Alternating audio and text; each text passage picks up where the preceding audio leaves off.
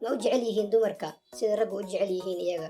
Waxaan ka wadaa, waa maxay heerka jacaylka dumarku gaarsiisan yahay marka loo fiiriyo heerka jacaylka raggu gaarsiisan yahay?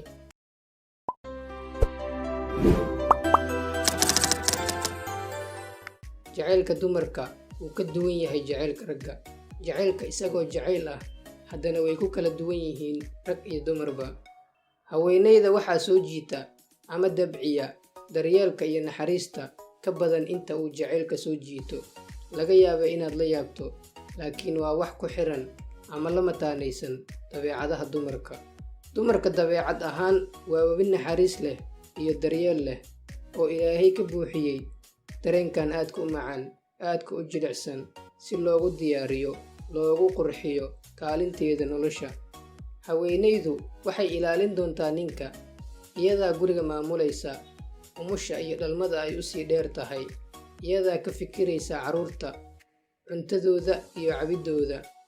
Waana iyada midda subaxii soo kacdo xilli hore, diyaarisa carruurta dharkooda iyo qalabka waxbarashadooda. Waxay dusha u ridataa welwelka iyo diyaarinta marka ay carruurteeda guursanayaan ama la guursanayo.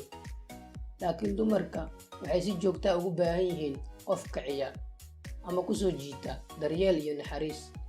Dareenkaas iyo daryeelkaas waxaa lagu kiciyaa ama lagu dhaqaajiyaa waxyaabo aadan malaysanaynin in lagu soo jiito, oo ah in aad hal erey oo macaan aad ku dhahdo, ama inaad madaxa si tartiiba ugu salaaxdo. La ciyaaridda, la kaftamidda, ama inaad si qurux badan u fiiriso oo jacayl ka muuqdo.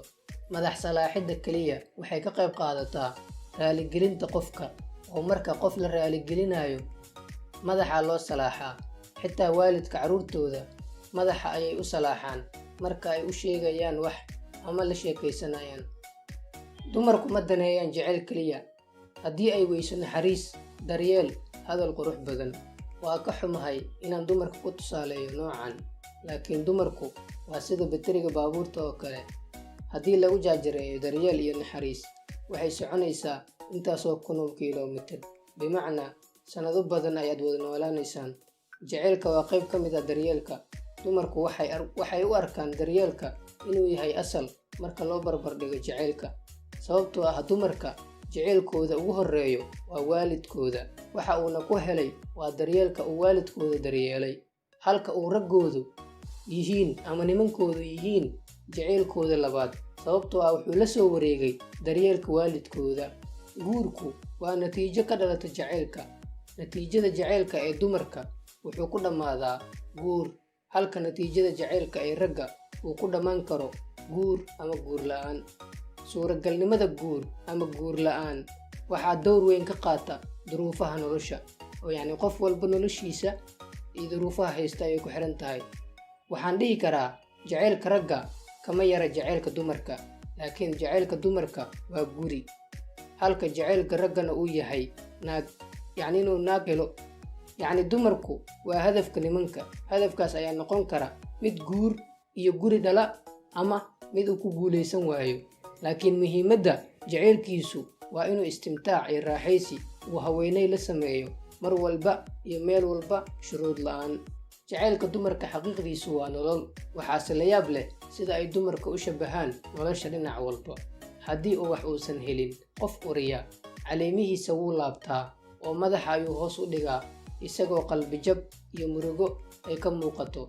Laakiin dumarka waa ubaxyadooda oo loo abuuray inay qurxiyaan adduunka iyo nolosha oo dhan, si ay u kiciso farxadda adduunka. Yaa xiranaya marada caddaanka farxadda dhaliso iyo tarxadda quruxda badan sida malaa'igta maalinka arooska. Yaa ciyaaraya oo heesaya, yaa ku hadlaya hadalka dabacsan oo naxariista leh, yaa dhalinaya taabashada jirka oo qalbiga iyo nafta gariir iyo raaxo gelisa. Haddii aysan dumar jirin, yaa dhahay dumarkaa wax jeclaada. Dumarka wax ma jeclaadaan, ee dumarka ayagaaba jecel ah.